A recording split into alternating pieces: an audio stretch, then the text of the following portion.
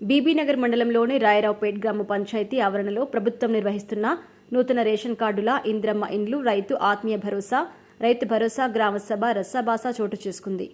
రాయరావుపేట cluster incharge Sirisha ఆధ్వర్యంలో నిర్వహించిన గ్రామసభలో 14 మంది ప్రభుత్వ ఉద్యోగులు న్యూ రేషన్ కార్డుల లబ్ధిదారులుగా ఎంపిక చేయడంపై బీఆర్ఎస్ కాంగ్రెస్ నాయకులు అధికారులు నిలదీశారు.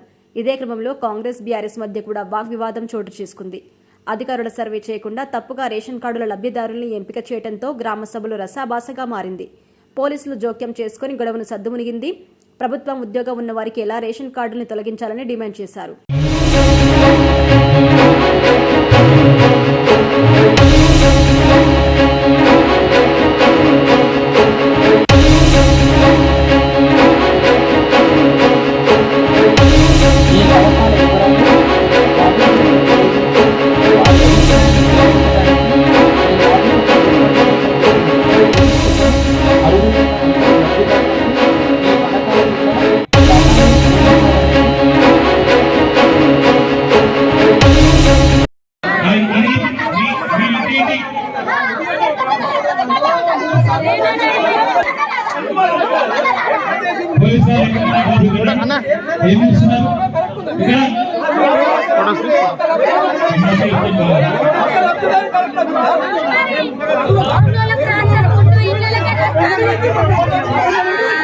Gracias.